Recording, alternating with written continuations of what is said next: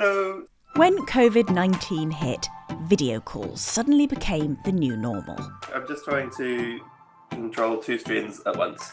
In many jobs, including mine, most meetings now take place online. No worries. But what kind of effects could this shift to virtual interactions be having? When the pandemic hit, I had so many people reaching out to me asking about how to run Zoom studies and what's the research out there. Now, new research shows that talking in person can be very different to talking over a video call, at least when it comes to creativity. We were really interested when we saw the results, that simply being in the same physical space as someone else improves idea generation.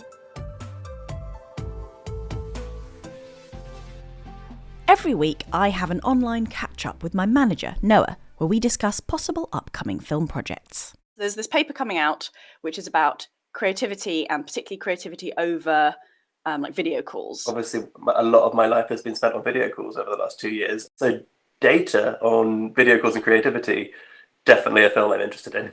I was hoping we could basically discuss some ideas for how the film is made. Because Coming up with ideas and discussing them over video call is exactly what Melanie Brooks set out to study. This work looks at what we are now calling the new normal, which is virtual interaction, and how that might affect innovation. To test this idea, Melanie set up an experiment. I've roped in my colleagues Nick and Flora to demonstrate while Melanie explains. Participants would either go into the same physical space, which was just an empty lab room, or we would split them into two separate lab rooms and have them communicate with video technology. And we had them generate ideas. So our task now is to generate creative uses for a frisbee. Ooh, a frisbee. I mean, the first one I think of straight away, because I've actually done this, is as a plate. Of course, frisbee plate. The study found that the in-person pairs generated more ideas. There's around a 2.5 idea difference. So in-person groups are generating around 16 or 17 ideas, whereas the virtual condition is generating between 13 and 15. But is this really that surprising? A lot of people mentioned, Zoom's just a worse version. Of course, people are just bad at Zoom. Everything is going to be worse at Zoom. So maybe this has nothing to do with creativity. Melanie tested this with a second task. And what we asked participants was to identify their most creative idea. My favorite was definitely Nick's bubble wrap transport. I like the ant stopper. Plate is the go-to frisbee use. Yeah, right? yeah, the plate is definitely... you've got guests over, we've all been there. Yeah. Plate. I think plate is the one. The idea selection task uses very different skills from the brainstorming task. But what's interesting is Zoom wasn't universally bad, or video conferencing wasn't universally bad. When it came to idea selection, we found, if anything, the virtual condition was better.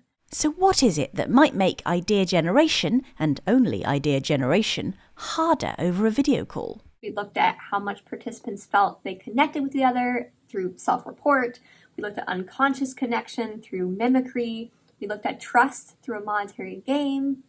We also looked at whether there was crosstalk, where people were talking over each other for communication coordination. What we find is, for the social connection, no difference between conditions.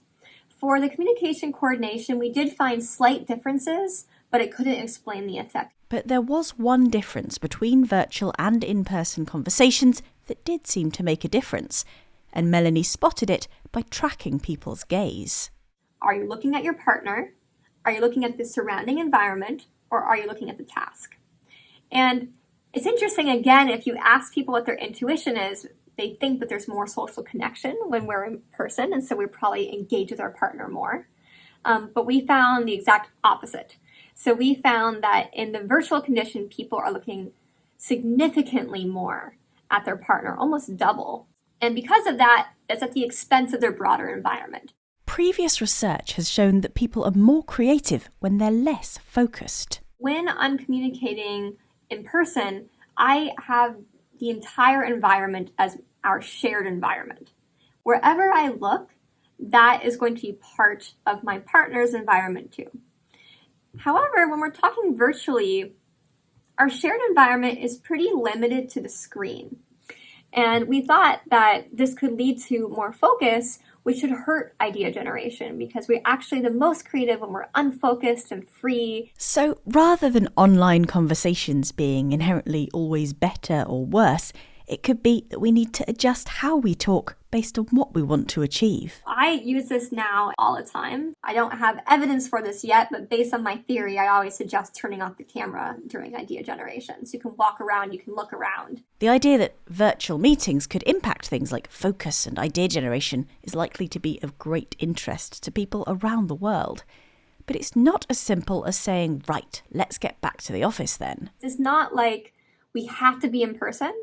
It's not also that it doesn't matter whether or not we're in person. Creativity and innovation are important in a lot of jobs, including mine.